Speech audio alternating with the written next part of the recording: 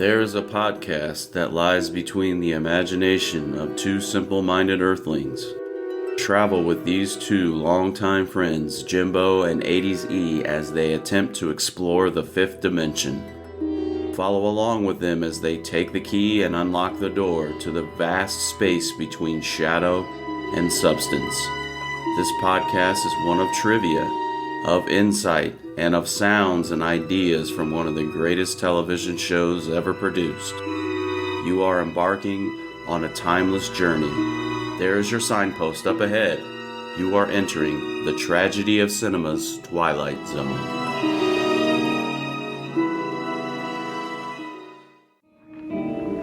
The place is Mexico, just across the Texas border. A mountain village held back in time by its remoteness, and suddenly intruded upon by the 20th century. And this is Pedro, 9 years old. A lonely, rootless little boy who will soon make the acquaintance of a traveler from a distant place. We are at present 40 miles from the Rio Grande, but any place and all places can be the Twilight Zone. All right, guys, welcome back to the Tragedy of Cinema podcast, the Twilight Zone series. I'm your host, Jimbo, and I'm joined once again by... This is Bond in Texas. And 80s E in Indy once again. Welcome. Fellas, we have come to the time once again when we come across an episode that was written by Rod Serling entitled The Gift. But little did you know, I don't know if you know this or not, but prior to filming the Twilight Zone pilot, Rod Serling had written an additional hour-length pilot script that was never produced.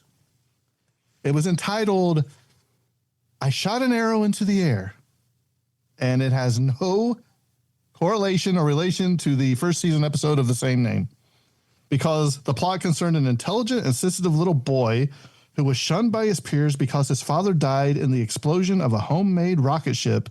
His mother defends his father by explaining he was simply a man whose dreams were just a little bit bigger than his knowledge. The boy's solitude proves an asset, however, when he stumbles upon a wounded alien in the woods and befriends him. With his aid, the alien is able to return to his home planet. The boy grows up to be an astronaut and years later meets his friend once again in space. 3 years later, Serling cannibalized the script, changed the location to Mexico, and shortened it into The Gift. Yes, Bond. I'm just saying, isn't that the plot to E.T.? Well, no, because they didn't go to space. Elliot didn't go to space. But he helps an alien who crash lands on Earth. He does. So let me give the plot of this, and then I've got an observation that I want to see if ADZ picked up, because I know Bond did, because we talked about it for a little bit. So after crash landing outside the village, a human-looking alien accidentally kills one police officer and is himself wounded by another. He stumbles to a village where he collapses.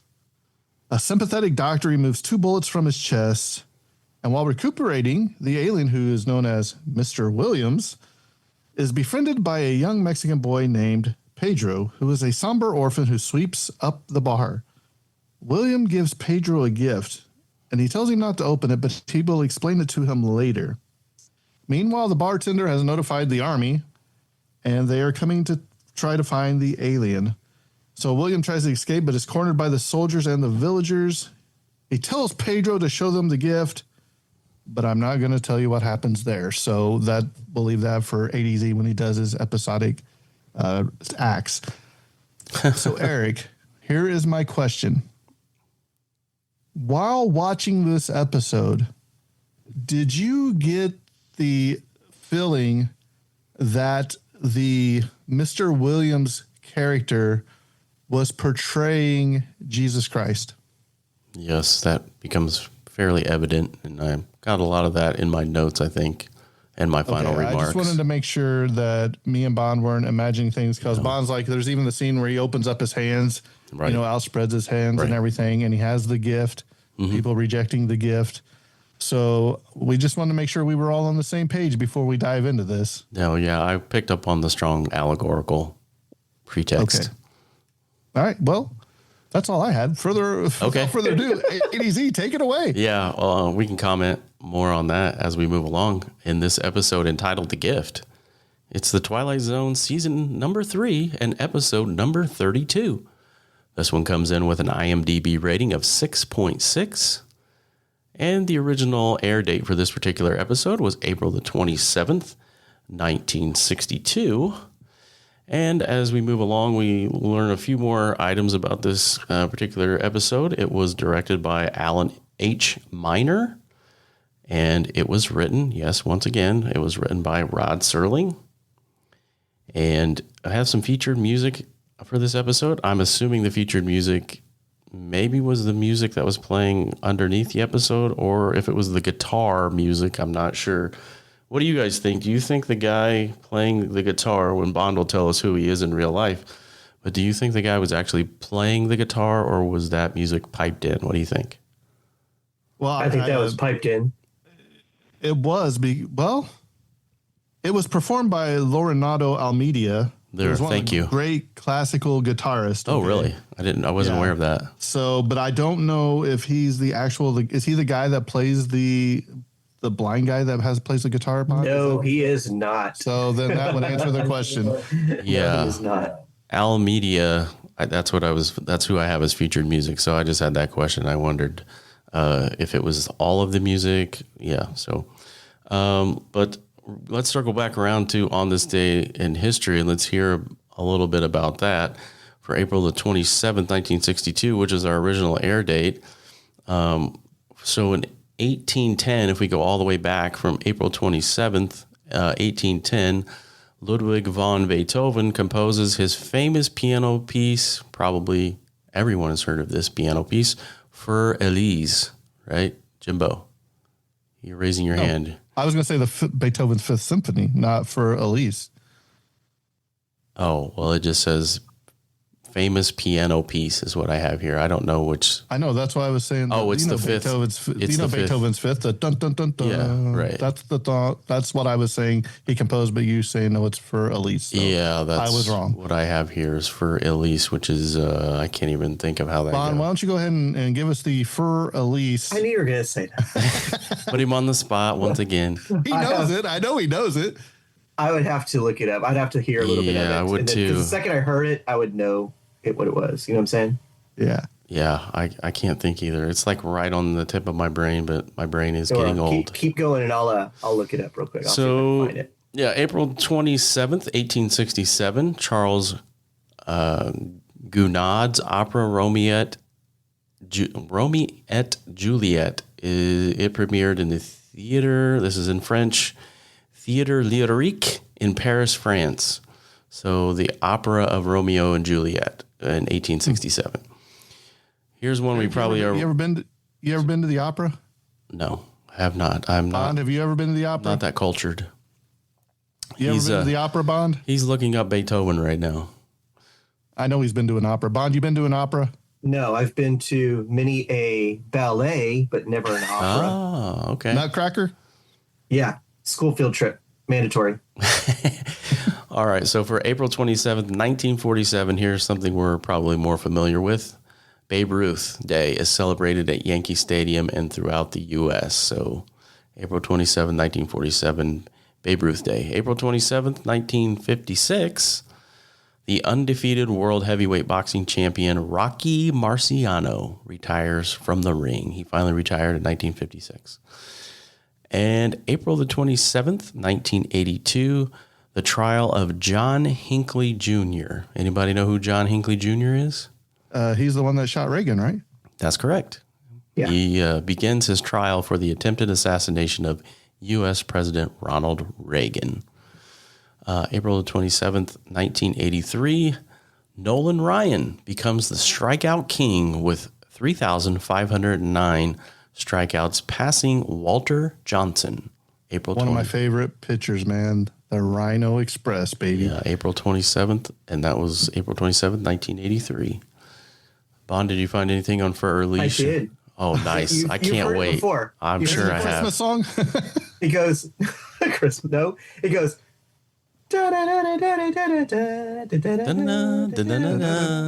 That was the McDonald's commercial, remember? Remember the McDonald's commercial? Yeah, the McDonald's commercials. Dun, dun, dun, dun. I'm loving it. Yeah. Yeah. That's totally different. All right. That's good because my brain was drawing a complete blank. So we got a couple birthdays. April 27th, 1791, one Samuel Morse was born, and he was the inventor of The Morse Code. That's right, or the telegraph. So he was born on April 27th, 1791.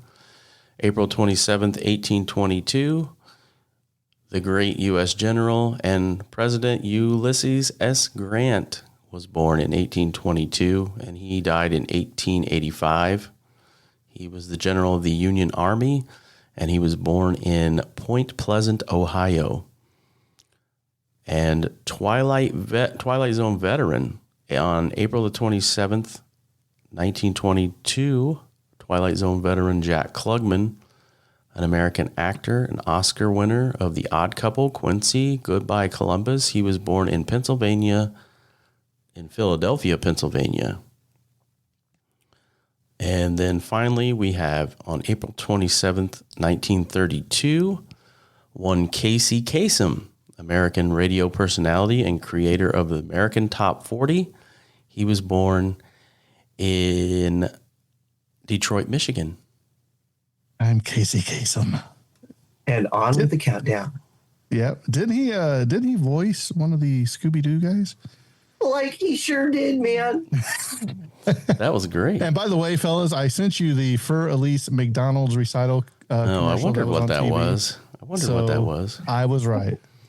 So Casey Kasem passed in 2014. Born 1932, passed 2014. So that's there was a lot of controversy involving like his last days. Do you remember that with his daughter and everything?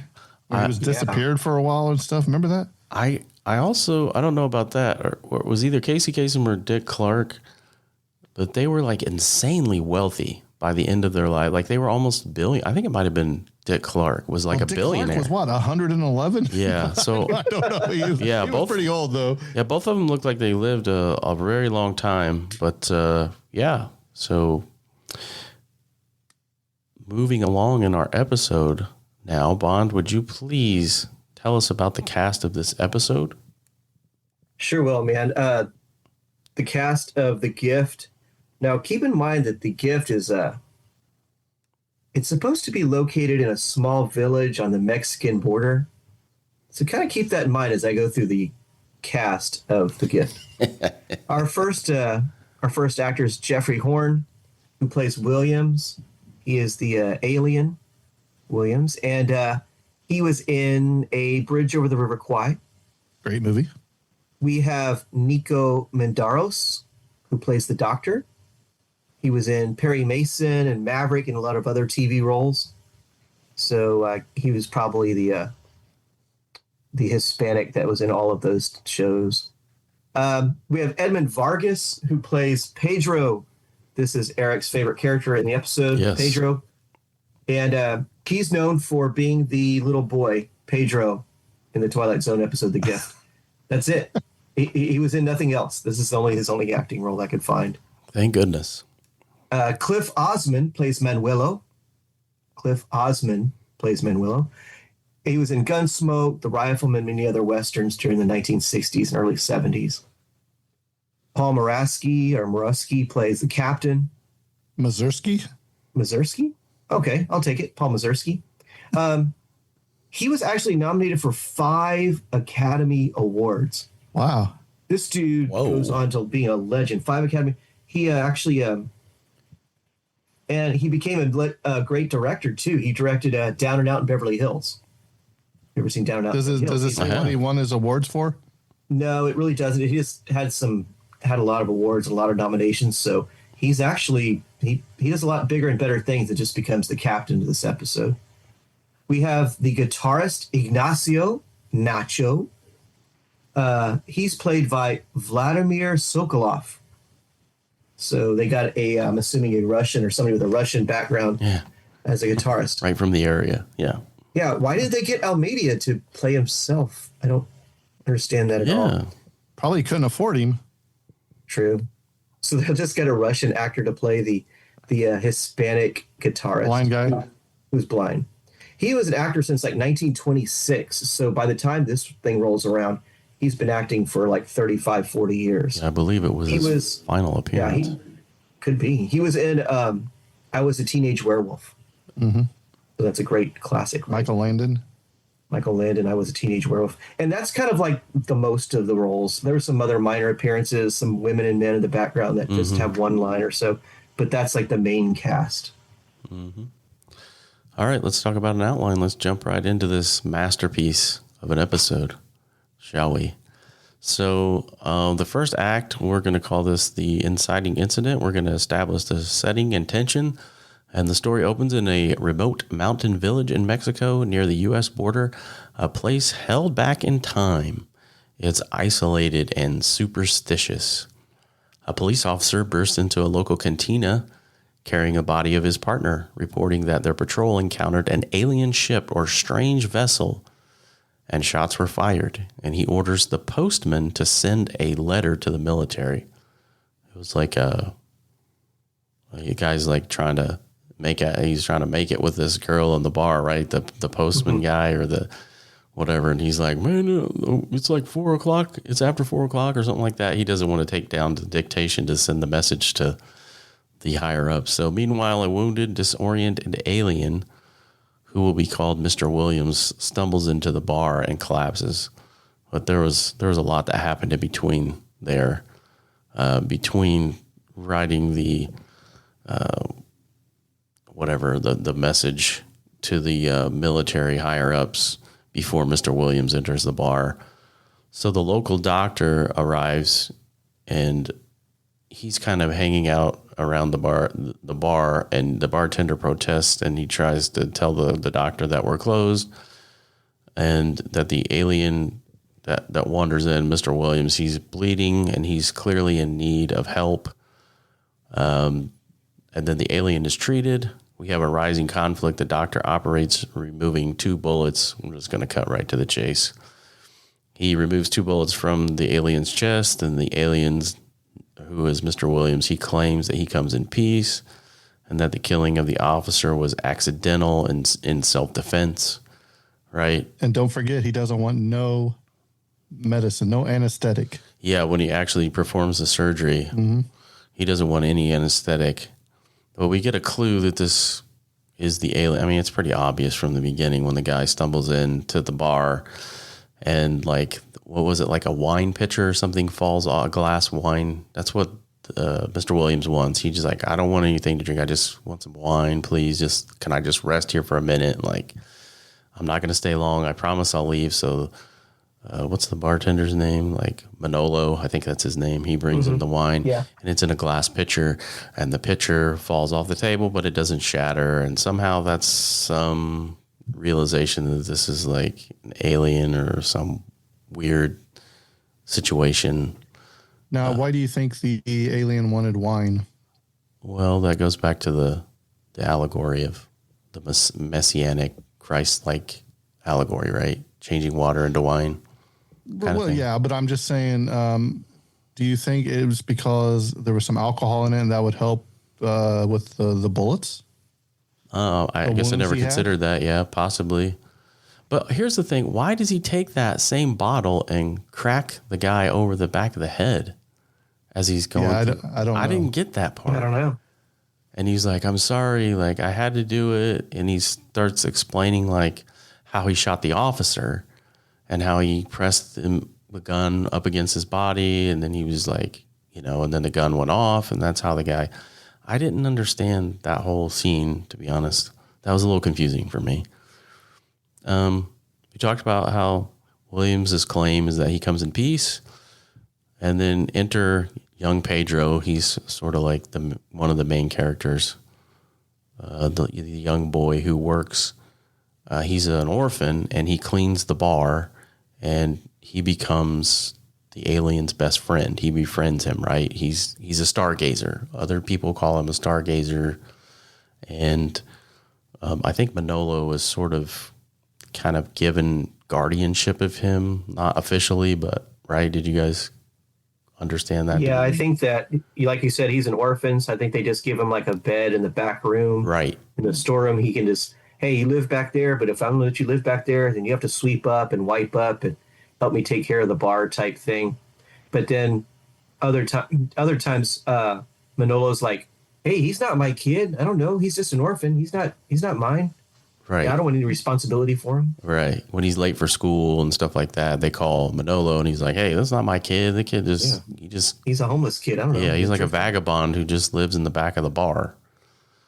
But Pedro and Mr. Williams, they have this emotional connection because Pedro, I guess, because he himself is lonely and he lacks family and all of those things. And then let's fast forward to the scene where he has the operation to take out the bullets, right? The doctor wants to give Mr. Williams ether, but he refuses the ether. And he has the operation. They remove the bullets.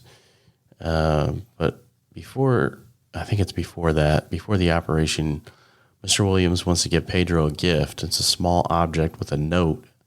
We find out later that it's a scientific formula. That's kind of the twist, but he just tells Pedro initially, like, I'll tell you about it later, but it's a gift for you. It's like a box, right? It's inside the box. Yeah. And it's in his poncho or whatever.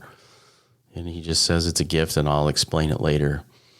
But tensions mount and rumors swirl about, right? And we kind of come to the turning point of the episode. Because Manolo, who is like the Judas figure, right? Because he's counting all the change out on the bar. Mm-hmm. And I don't know if it was 30 pieces of silver or not, but he basically calls the authorities and tells the authorities that this alien is basically being housed in the bar or whatever. And so the authorities come, the military authorities. And so the alien, Mr. Williams, he realizes that he must try to escape and return to his ship before the soldiers arrive.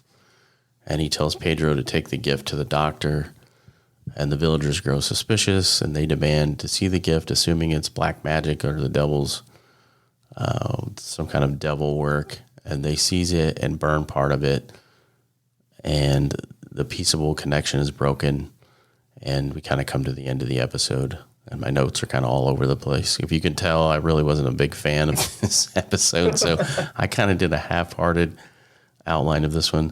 So we come to the end, and the villagers and an angry mob, they aim their guns at Williams, and they think that he's gonna harm Pedro. And they basically do a firing squad on him, right, and kill him. And that's kind of where we land. Just a little bit about the fallout. The villagers stand in stunned silence. The fearful, the vindictive instincts have destroyed what may have been humanity's greatest gift. And Pedro is deeply affected, and he's left orphaned still in an emotional, and in fact, he's still an orphan. His innocence, his faith in the alien is betrayed by human prejudice. So I don't know. Maybe I missed that too. Maybe you guys can help me out. Was it sort of implied that this Mr. Williams guy, who was really kind of the gift because he would have like maybe taken over, maybe adopted Pedro or something, and then like that would have been like his adopted dad, or I don't know. Maybe I'm just reading too much into that. I'm not sure what the long-term solution would have been if they didn't shoot the alien at the end. I'm not sure if he would have adopted Pedro, or Pedro would have just lived with this alien from another world. I don't know. Yeah. I mean, he is the stargazer, but still, that seems kind of odd. Jimbo, what about you? What sticks out to you in the episode and in general? Just some general things that you took away that you liked. Okay, so or didn't like. I really like the alien guy. Okay. Especially if you're coming through the lens of him being a form of Jesus, okay, told through this, because he befriends the little kid And what did Jesus say in his teaching? Suffer the little children to come unto me, childlike faith. He has a gift, and he's going to explain it.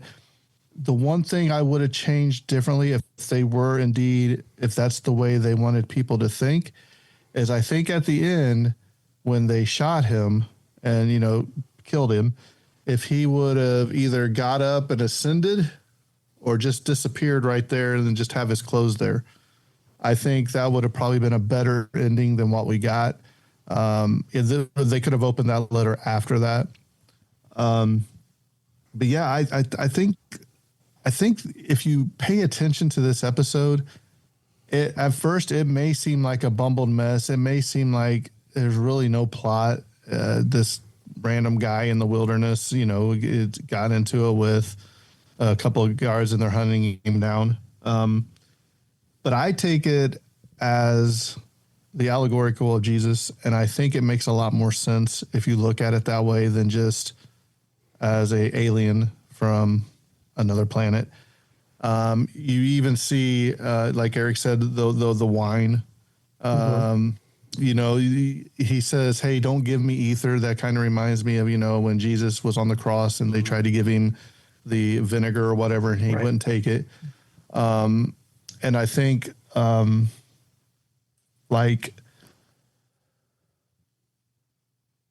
trying to think of how I want to say this. So I think he did that on purpose. Rod wrote this on purpose that way.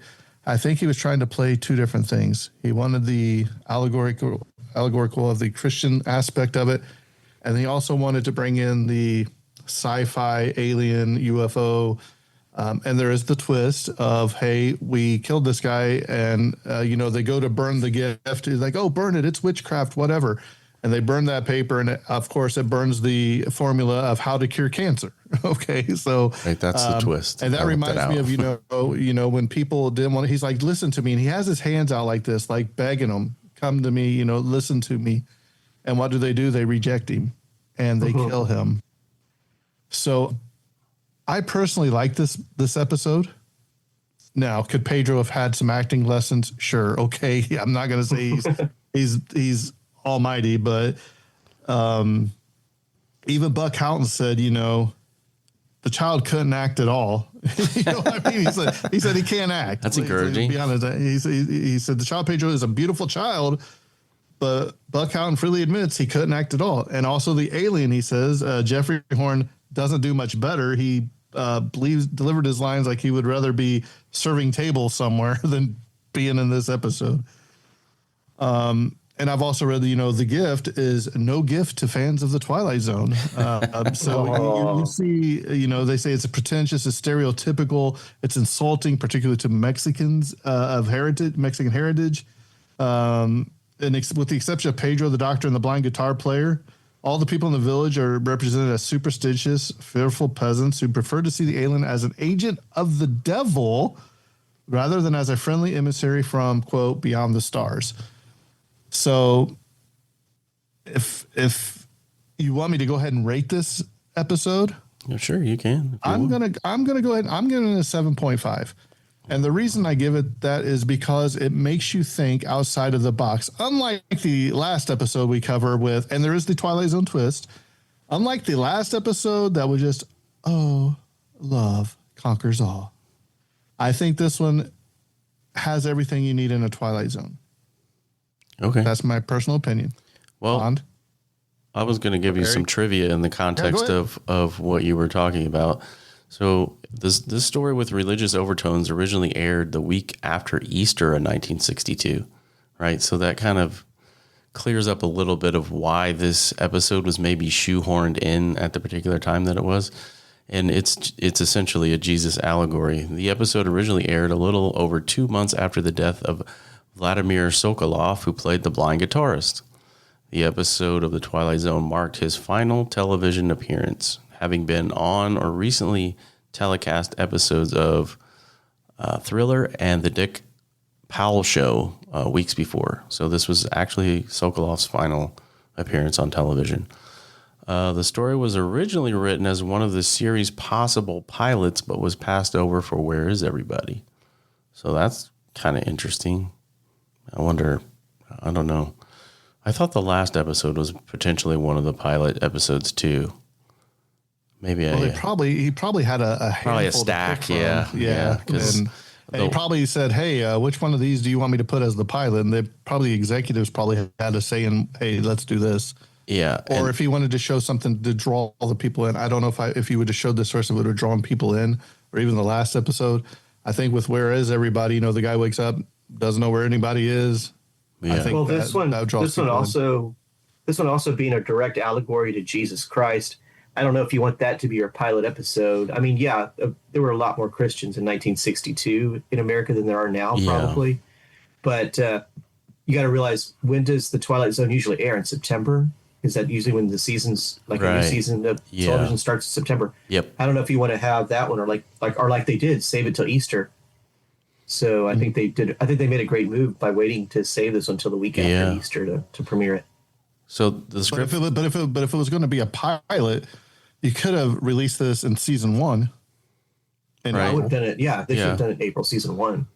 The script for this episode was adapted from one of the unsold pilots. I Shot an Arrow into the Air, dated February 6, 1958. No, this is the wrong trivia marks for this. Well, that's what I was talking about. That's the last episode. Or I'm sorry, no. That's this episode. Yeah, this is. It's Rod. Sorry, I'm confused. He had wrote it. Right. It was called I Shot an Arrow, but it was going to be the pilot. But it's not what we got as for the I Shot an Arrow into the Air. I'm sorry. Yeah, that's correct. And I do know for a fact that I think going in that the Twilight Zone was actually supposed to be hour-long episodes. Every one was supposed to be an hour-long episodes, but it got changed, I think, right up before the pilot, and they changed it to 30-minute episodes. So a lot of these stories were written, for longer time frames, and so there was probably a lot of editing going on. But just a little bit of trivia as far as this goes. They revised this script. It was submitted to CBS many weeks before, but on January 27th, 1958, CBS received the script for censorship purposes and made minimal changes. That's for this particular episode. The word crazy was deleted from one page because it was a trigger word that the mental health people requested the network not use. In that sense, Serling could certainly understand the network's concern with this request. 2 days after the telecast of the Time Element, Molly Madison of Los Angeles expressed her attitude towards Serling's for the script, believing that the field of psychiatry was held up to ridicule. And then Rod goes on to apologize and say that, he apologizes to this Miss Mason and telling her that he'd be the very last person to do anything to hinder the efforts of working so terribly hard in the mental health field. So he was kind of aware of that. And I think there was a few other things going all the way back to the pilot. I'm talking about 1958 and the censors, like swearing. A lot of red marks were made about, swearing. And with this being one of the first episodes, I guess it got heavily edited, and it kind of ticked Rod off a little bit. Like, man, it's that basically I'm paraphrasing here, but he said the show comes on at 10 o'clock at night. Maybe the censors could ease up a little bit because most of the kids were in bed and stuff by that time, and he needed more freedom to write what he wanted. I think he felt some of the constraints. Yeah, but how often when you were growing up, Eric, did you stay up a little bit later in your bedroom and sneak and watch something? Right? Of course. Absolutely. So most normal kids would have been in bed by 10 o'clock. Yeah, I would have been in trouble. Yeah. Well, especially if there was a show about monsters and, creepy aliens and sci-fi. Of course, I would have stayed up a little bit later. And Eric's imagination, he'd get scared. Yeah, I would. Oh, no. I would. So I don't have a lot of trivia. That was really it. Only about the censors and the fact that this one was considered as a pilot. And the Vladimir Sokolov, there's not a whole lot, unless Jimbo has more trivia. There's not a whole lot of trivia for this episode. No, that's all I had. Okay. Well, Bond. So here's what I'm thinking, man. Rod Serling originally had this one. It's based on I Shot an Arrow into the Air. Mm-hmm. which of course is a Henry Wadsworth Longfellow poem. Oh. I shot an arrow into the air, it fell to earth, I know not where. For so swiftly it flew, the sight could not follow it in its flight. I breathed a song into the air, it fell to earth, I know not where. For who has sight so keen and strong that it can follow the flight of song? Henry Wadsworth Longfellow. I shot an arrow. And I remember talking about that when we covered the I Shot an Arrow into the Air episode in season 1, I do believe. Awesome. I like this episode. It is an allegory to Christ, including the 30 pieces of silver, water into wine, the gift. I love Jimbo's take at the end. It would have been awesome if after they shot him, he would have disappeared, gotten beamed up by the spacecraft because he's an alien. So maybe like he just ascends via a beam of light. And Pedro says, "Don't worry, he'll be back." And that's the way the episode ends. You know what I'm saying? I think something like that would have been a great ending to this one. But just the constant references, I think, like I said, there's a shadow in which his arms are outstretched, and you see the shadow where it looks as if he's Christ on the cross. There's all these little things that they put in there. That's what makes it a good episode. What makes it a bad episode is I wish they would have gotten better actors. In the episode before, even Jimbo, who didn't like the last episode, had to admit that the acting was great in that one. This one right here, to me, it's a better plot, it's a better story, but the actors just weren't as good, so it kind of falls apart on that aspect. I want to give it a 7. It's got an alien, but does it really? I mean, he bleeds like a normal person. Apparently, this alien has the same physical anatomy as humans, because the doctor goes in there, takes out a bullet, and he doesn't make a comment about how I couldn't find. He doesn't have a heart, or he doesn't have a liver, or he's got 2 spleens. Nothing. There's nothing like alien when it comes to his physiology. That's what you're saying, yeah. And so when he goes to get the bullets out, and I mean his blood's, well, it's a black and white show, but he doesn't mention his blood is green or his blood is purple or anything like that. He looks like a normal human inside and out, which kind of takes away a little bit. So I give it a 7 overall. My prop piece. Do I want the formula for cancer, even though it's burned? You don't have the formula then, Bond. No, I'll take the guitar. Well, my prop piece, I want to take the gun, one of the guns. Oh yeah. Okay. All right. Well, let me give you my remarks. You guys did your best to persuade me, but I don't think it. Well, I'll just read what I have. The Gift is one of the weaker episodes of The Twilight Zone, weighed down by stiff performances and heavy-handed allegory. Pedro's lines are robotic and lifeless. And while he and Bill Mumy of latter Twilight Zone fame were about the same age, Vargas doesn't come close to matching Mumy's acting skill or emotional depth. The Christ-like symbolism portraying the alien as a misunderstood savior who brings a miraculous gift to humanity is far too on the nose, and the idea that this figure is an alien rather than the creator himself undercuts the intended spiritual fullness. So, like, how could the creator of the cosmos be from an alien planet? But so while time constraints may have limited the episode's nuance, because we all know that this was probably supposed to be written like for an hour long, and maybe it would have been better if it was an hour long. I don't know. Viewers looking for richer biblical allegory would be better off with C.S. Lewis. Aside from the Doctor's measured performance, the acting overall is subpar, and if this had been chosen as a pilot episode, it's possible the series might not have survived beyond its debut. So with that, that's my remarks. I wasn't a big fan. I might give it a 5.9 or a 6. It 5.9, really? Yeah, 5.9. I might just dial it We're back. gonna round it up to a 6. Then. Just, yeah, like maybe, but yeah, for all those reasons, we say this, I think a couple episodes ago. I think the idea was a good idea. It just was poorly, again, we're going to sound like a broken record, but it's like poorly executed. And stick to C.S. Lewis if you want, and Aslan, and The Lion, Witch, and the Wardrobe if you want allegories that are... Was C.S. Lewis written back then? Was the Chronicles of Narnia, was it No, written back then? no. Bob, do you know when it was written? Well, and I'm willing to. I would. He's looking it up. I'm You're looking supposed at- to know this stuff, Bob. By the 1960s? I would assume so. Yeah, they were already written. But here's my exception though. Like I understand that those are in book volumes and volumes form, right? You can't cram all of that, and I realize that you can't cram all that into a 30 minutes or an hour episode. I mean, the fullness of those are not comparable. So again, was this written by Rod as well? So I agree with Jimbo on that. That Rod kind of hit a clinker note on this one, and maybe it was because it was trying to shoehorn it in with Easter.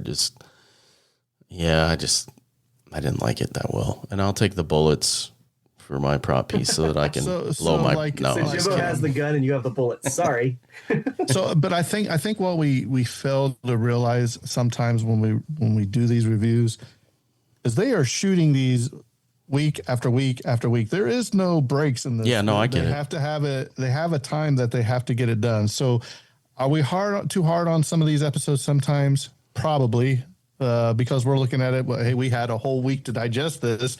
They have a week to get the actors, get them in there, get it filmed, get it edited, and then boom, you're going back the next week doing the whole same thing over and over and over again. So I think we take that for granted. They do them like 2 or 3 days. Right. Usually the recording and the filming or whatever is only like 2 or 3 days that they have to get from script to finished. Well, here's another thing too that I read that there was like I don't have it in my trivia, but I remember reading that the idea for the Twilight Zone movie was kicked around at a luncheon that Rod had with, I don't know, some execs or whatever. This was in like 1964. And again, he thought really highly of this particular episode because he brought it up at the luncheon as wanting to insert it as one of the themes in the Twilight Zone movie. And of course, they made it after his passing, but he really thought a lot of this episode. But you got to remember, this is the episode that he wrote as an hour-long pilot, right, for the Twilight Zone. So it's probably like his pet baby, his pet project. No, I get This is my passion, I think. Yeah. This is the one that's going to launch the series type thing. Right. Chronicles of Narnia, 1950 to 1956. There you go. Okay. So not too much before this episode. Mm-hmm. Yeah, good movies too. The Lion, Witch, and the Wardrobe movies that they made in the early to mid 2000s. Those were good. Mm-hmm. Pretty good. All right, 80s. What episode do we have next? Do you have her cranked up and ready to go to give us a little preview of the next one? Yes, I do. I'm glad you asked. And now, Mr. Serling. Next week on The Twilight Zone, a return visit from an illustrious young actor, Cliff Robertson. He stars in one of the strangest tales we've got to throw at you. It's called The Dummy. And it involves a ventriloquist and a piece of painted wood, a unique slab of carved pine who decides that lap sitting is for the birds and who takes things into his own wooden hands. Now, this one we recommend to the voice throwers across the land. We hope we see you then. Another stellar episode written Chesterfield by King, Rod Serling. extra length? Sure. And more. For only Chesterfield King gives you the wonderful taste of 21 great tobaccos. Try it back. You finally put the Chesterfields in there, huh? Yeah. Oh, yeah. So I got a feeling Eric's not going to like the dummy episode, and here we go again because I kind of like it. So Bond might have to be the go-between between this. So, but until next time, I think this episode's coming to a close. That's a wrap. And Cut. Madero, Mexico. The present. The subject, fear. The cure, a little more faith. An RX off a shelf in the Twilight Zone.